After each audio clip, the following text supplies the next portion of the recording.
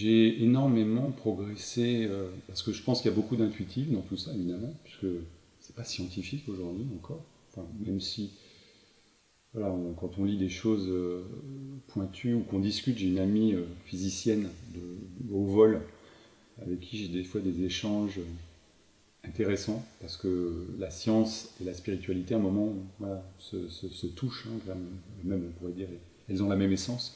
C'est intéressant de voir ça. Du coup, l'invisible, quand on discute avec des gens qui sont vraiment à la pointe de cette physique quantique, on voit qu'il y a quand même des choses qui commencent à pouvoir être expliquées, où on sent que ça va pas tarder. Mais pour moi, évidemment, c'est une approche intuitive. Et j'ai beaucoup appris à ce sujet-là en suivant l'enseignement d'Andrew Cohen. C'était un maître spirituel américain. Pendant 5 ans, je l'ai beaucoup suivi, j'ai vraiment été très impliqué et j'ai beaucoup médité. Et je pense que la méditation a été pour moi un révélateur finalement de ça.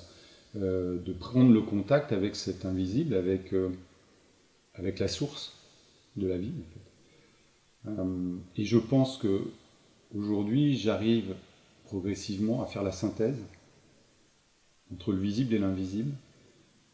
Dans mes soins, je sens que je peux avoir les pieds très ancrés, être très ancré, très présent, j'allais dire presque matériellement, et en même temps complètement à l'écoute de cette dimension invisible.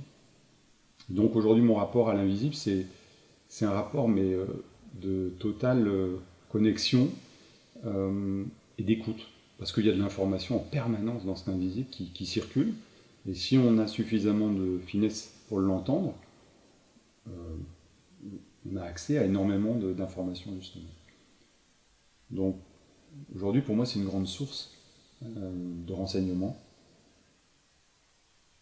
Je vais même aller plus loin. Je pense que plus j'ai évolué, moins j'ai donné de résistance à cette information qui circule.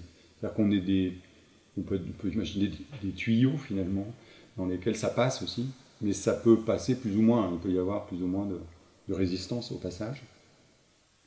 Je pense qu'avec le développement que j'ai pu suivre, au contact de mes patients, beaucoup, dans mon couple aussi, beaucoup, ça m'a permis de libérer beaucoup de tensions intérieures et de libérer toutes ces résistances, pas toutes, il y en a encore évidemment. La purification complète, peut-être qu'à un moment on devient invisible, c'est possible. Bon, j'en suis pas là, la preuve, on me voit encore. Mais ce que je veux dire par là, c'est qu'il y a vraiment, vraiment beaucoup dans l'invisible. Je crois que la physique quantique, à un moment, elle dit, enfin, je ne veux pas dire de bêtises sur les chiffres, mais il y a plus, mais énormément plus dans l'univers d'invisible que de matière visible.